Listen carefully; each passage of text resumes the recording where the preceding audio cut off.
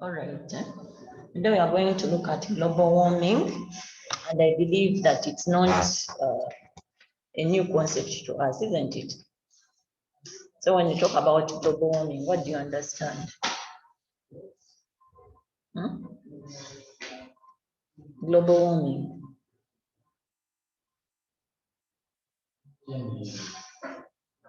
Rise in temperatures. Okay. This is the rise in the Earth's temperatures, yeah? So we are going to realize that there are a number of factors that lead to this rise in the Earth's temperatures. Some of them are due to the changes in the natural environment, and the others are caused, for example, due to too much carbon dioxide in the atmosphere.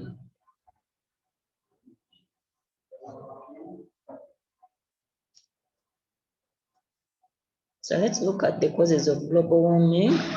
One of the causes is human factors. Human factors. And under human factors, we have deforestation. So we've just looked at deforestation, yeah, where we saw that it's the massive cutting down of trees without replacement.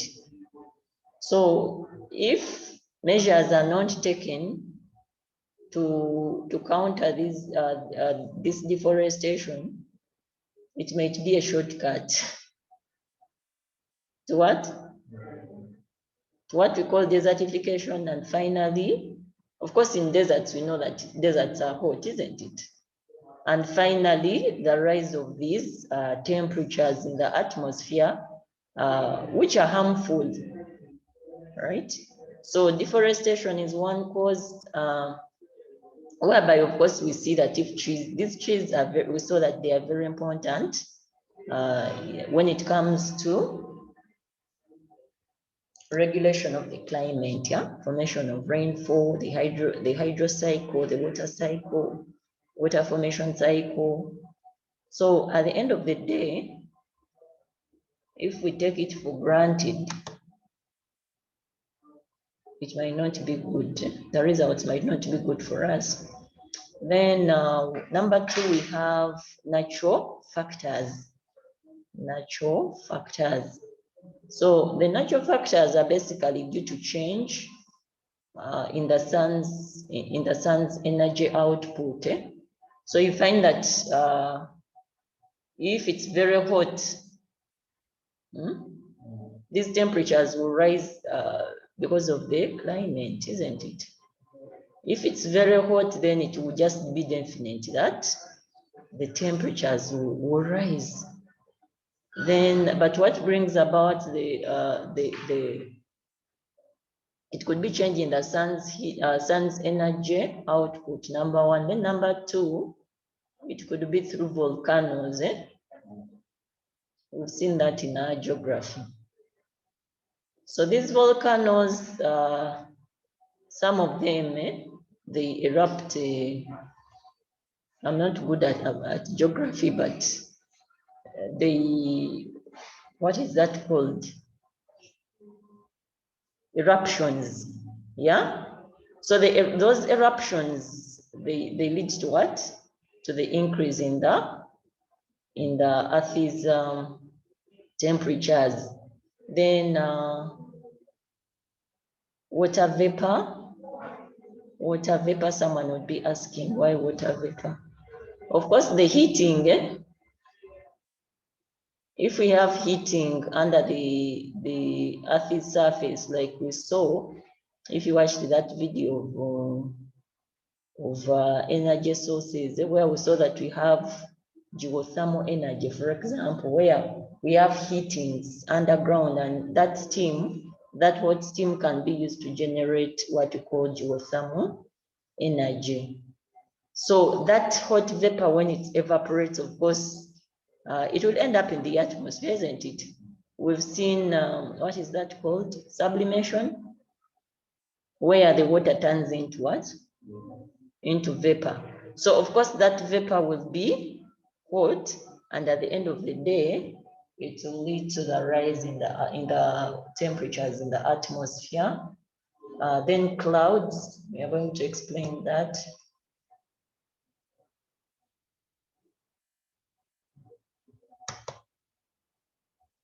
So with the clouds,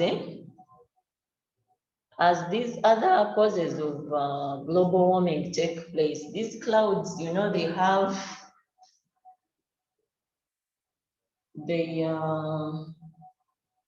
is what we call ozone layer. So when there is too much like heating, are we getting? These clouds at the end of the day will be, they are supposed to be in their natural state where they regulate. Of course, they are useful in what? In the formation of rainfall, isn't it? So if they are interrupted because of high temperatures, that's when you will see too much heating. There is what you call radiations. Then will begin now to do that. That ozone layer will be destroyed, and then at the end of the day, it will be too much heating. Are we getting? Yeah. Then number 3 is greenhouse gas emissions. We heard of greenhouse gas emissions. Greenhouse gas, green, as in green color, greenhouse gas emissions. Emissions is EMI-SSION,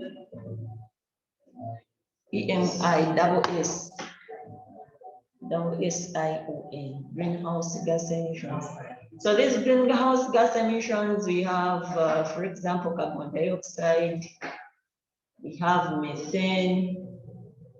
Methane is METHAN. We have nitrous oxide, nitrous oxide.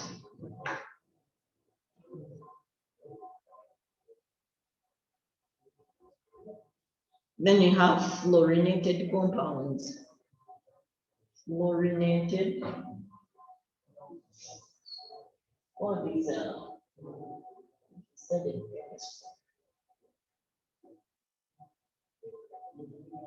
Fluorine, not fluorine. Those are chemical, if you studied some chemistry. But these gases, the greenhouse gas emissions, they are not, we've seen carbon dioxide, but even we are going to realize that methane is even more harmful than carbon dioxide. It brings more heating, right?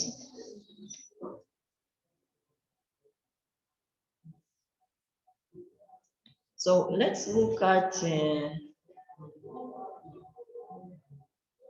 the greenhouse gas emissions, where they come from, where they originate. Number 1 is through combustion of fossil fuels. Through combustion of fossil fuels. Combustion is burning, isn't it? Now, the fossil fuels, if you watched that video of energy sources, fossil fuels are coal, oil, gas, yeah? Those are fossil fuels. So, but remember, they are also sources of what? Of energy. For example, coal, oil, gas. Now, as we are using them as a source of energy, they emit carbon dioxide, isn't it? Because we know that during the process of combustion or burning, carbon dioxide is done what? Is released into the atmosphere. So these fossil fuels, that's why we saw that they are not clean energy. Why?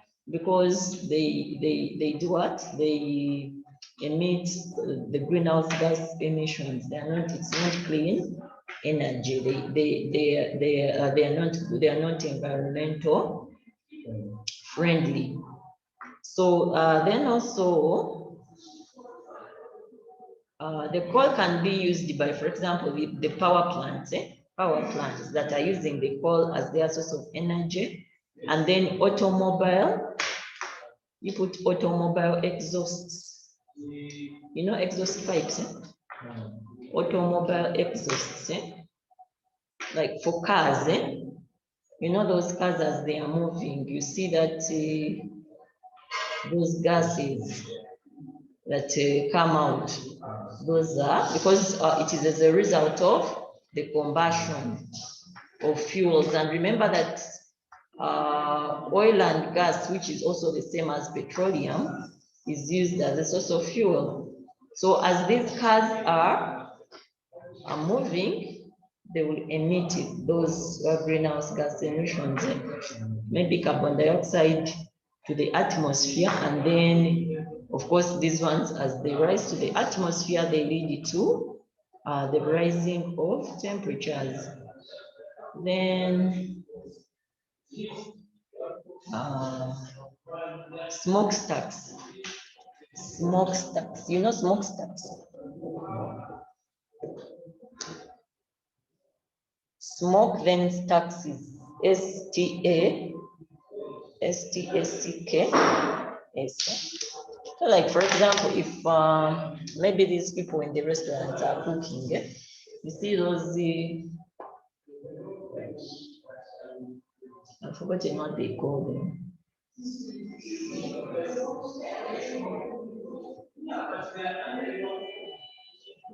But there is a way they construct those, they're not pipes as such. I've forgotten the technical name for those pipes. They take away the smoke from inside. So those ones, as these people are cooking in the restaurant, the smoke is going out. And this smoke will be carbon dioxide, isn't it? Then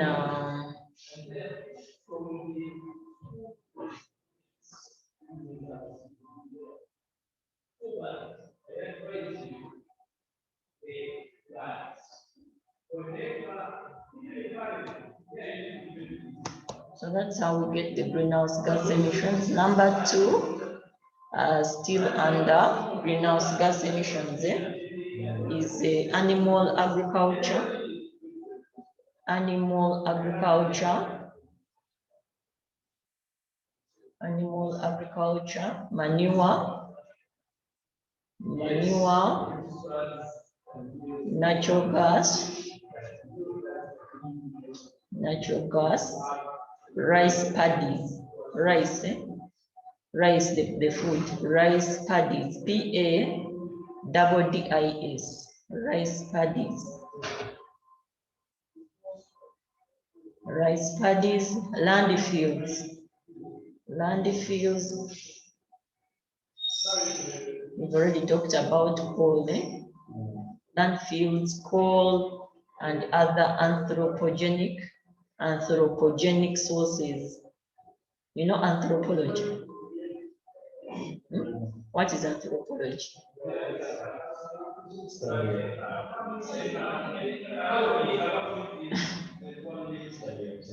Is it the study of fossils? Things that lived long ago.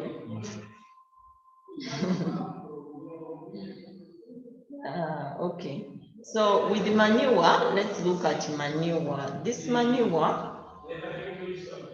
you know, it has some chemical reactions that happens to it. And at the end of the day, it will generate methane, a gas called methane. Methane is M-E-T-H-A-N. And that methane is more dangerous in causing, in rising the temperatures than carbon dioxide itself, right? Then rice paddies, rice paddies are those, you know, when they are growing rice, especially like in Asia and even other parts of the world. Rice is grown in like swamps, waterlogged areas. So there is, with those plants, there could be some chemical reactions that take place. Of course, we know that they are living organisms there. So as chemical reactions take place, we realize that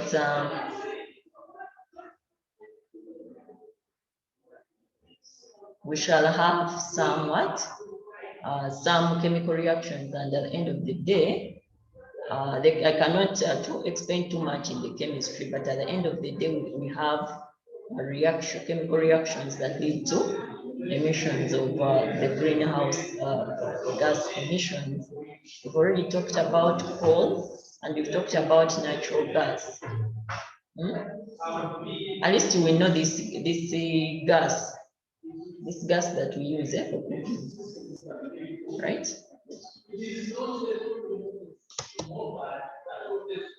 Then atmospheric, this one you've already seen it, atmospheric concentrations of carbon dioxide and methane. Atmospheric concentration of carbon dioxide and... That's another point. It's under. It could be under, don't make it another. It's under greenhouse gas emissions. Atmospheric concentration of carbon dioxide and methane.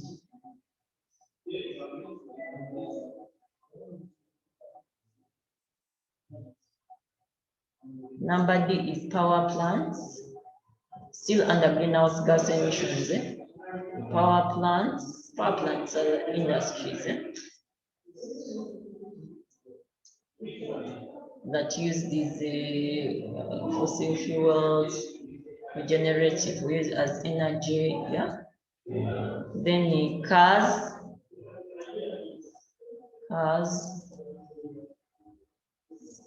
we've seen that the internal combustion engines of cars and light trucks with poor gas mileage. Of course, you know DMCs, those ones.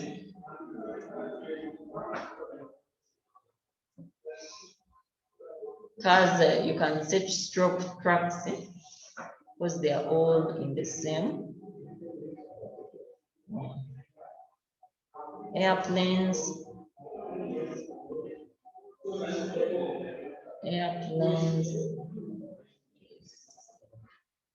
carbon dioxide from buildings. I think I talked about that. Carbon dioxide from buildings, like restaurants as before. Okay.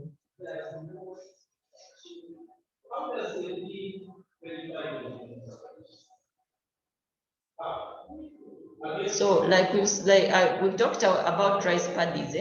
Under rice paddies, you say that under rice paddies,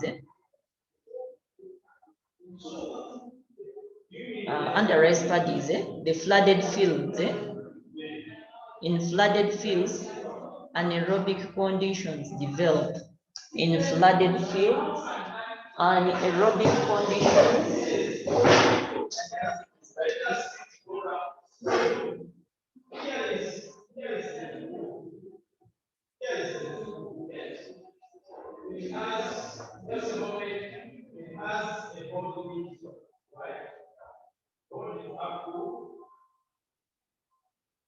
anaerobic conditions develop, and the organic matter in the soil decomposes.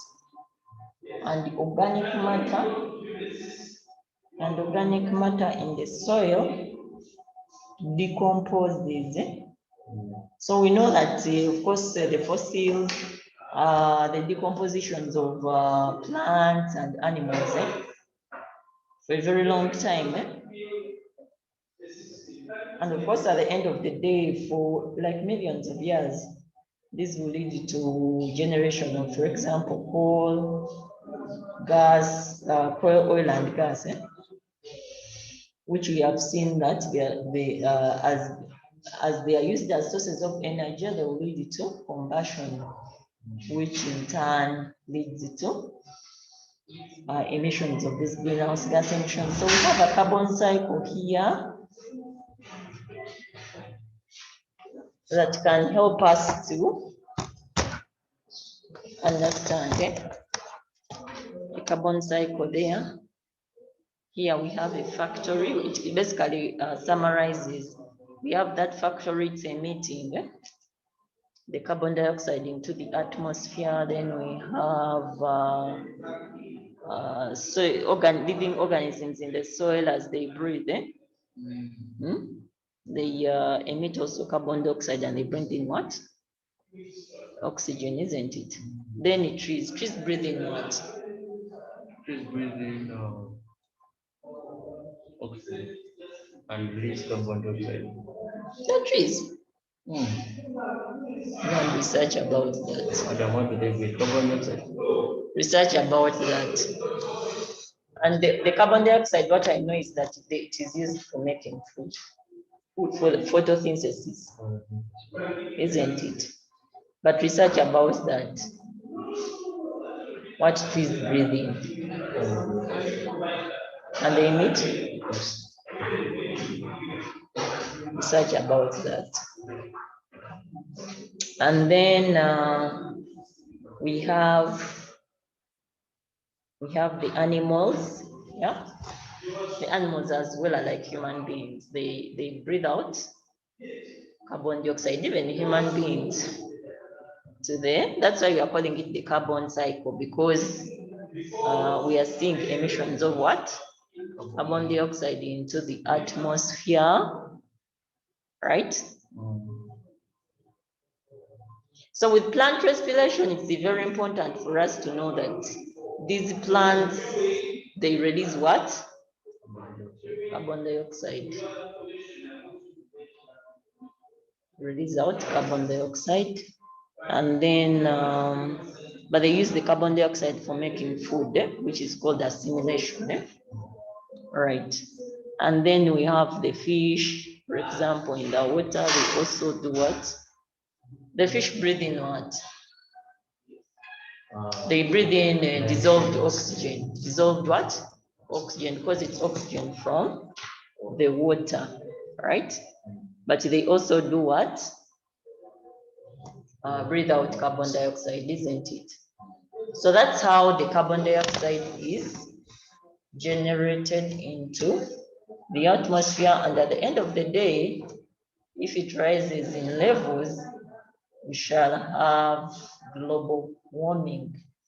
So let's look at the effects of global warming. The effects of global warming. So we have some positive effects, by the way. Which positive effects do you think can be?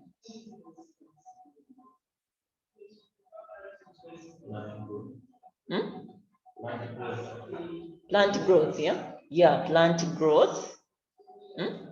Because these plants need what? They use carbon dioxide for photosynthesis to make their food. So this carbon dioxide, it is also useful to plants. And then, of course, at a certain time, we know that these plants need water, warmth, and what? 2WO. At least I remember that. Water, warmth, and oxygen. So they need some warmth to grow. They need water. They also need what? Carbon dioxide in the making of their food. So it can be an advantage. Then increase in temperature leads to rise in sea level from melting glaciers. Okay, it leads to melting of glaciers and polar ice caps. Increase in temperatures leads to melting of glaciers and polar ice caps. Now, for example, in the developed world, they have winter. It's a challenge, it's a problem. Winter, where you find everywhere they are actually using the machines to remove the what? That snow. And the only time they will be happy is that time when it is what? Summer. When the sun comes and melts that snow, isn't it? So for them, the too much heating will be an advantage to them for melting the what? Snow. Are we together? Are we together? So it is an advantage in its way. Whereas for us here, the too much heating will not be good, but for them, they will need the too much heating too. And the only time when they are happy is when there is what? When it is summertime. So let's see the negative impacts on sea life. Global warming's negative impact on sea life. When we say sea life, we mean, for example, the living organisms in the sea. So the change in temperatures and elevated sea level cause loss of algae in the coral. You write coral reef bleaching. Coral reef. You know coral reef? It is a term in geography. What is a coral reef? Yeah. Coral reef. So it is like accumulated like that, which the sea animals do what? Feed on. So when these temperatures rise, it eliminates that what? Yes, and as a result, these marine organisms might not have enough food to feed on, and they will die. That will lead to massive death of sea animals because of what you call coral reef bleaching. Then number 2, it leads to melting of ice shelves. It leads to melting of ice shelves that hold back glaciers. It leads to melting of ice shelves that hold back glaciers, resulting to rising sea level. So when these glaciers melt, much as we've seen that it is good to melt the glaciers, when they melt, it turns into water and there will be what? Flooding. Rising sea levels is that now there is flooding all around everybody.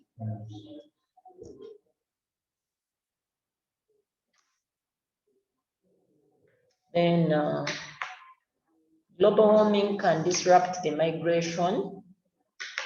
It can disrupt the migration, hibernation. You know hibernation? Hibernation and the reproductive cycles of certain types of animals.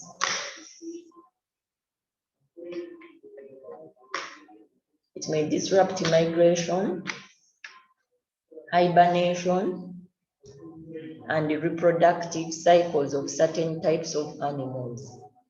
So when there is too much heat, because these animals also, they are like human beings. They are living organisms, living beings, I should say. So it will affect them. It will affect them as well, right? They find it hard to escape and to adjust to the effects of what? Of humans, of global warming, because humans occupy so much land. All right. So even these animals could die because of the too much heat. You see, during drought, the cattle, they die. Then high temperatures increase pollution of water and air. High temperatures increase pollution of water and air, which harms the human body. Of course, when the water, we know that these high temperatures are due to the what? The greenhouse gas emissions. So, of course, at the end of the day, even the water will be polluted. There is some country, I saw, was it last year, but one? Was it India?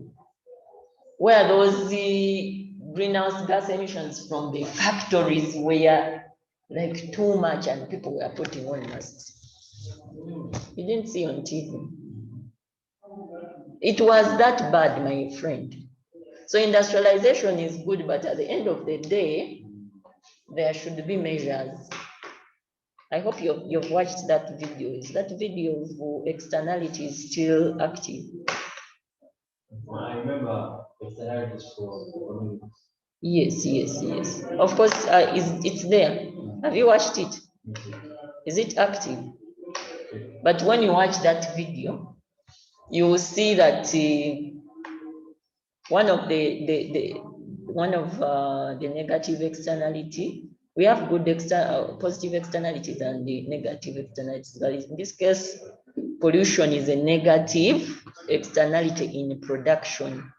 So unless measures are done to deal with the pollution, like how it happened in that Asian country, I think it was India, I think like 2 years back, they were all putting on masks because those greenhouse gas emissions were all over the place and the country was all contaminated.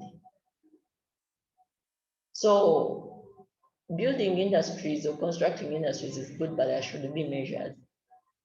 And with that video, if you watch it very well, I explain the measures that should be undertaken for example, pollution. With the pollution, we have a number of measures.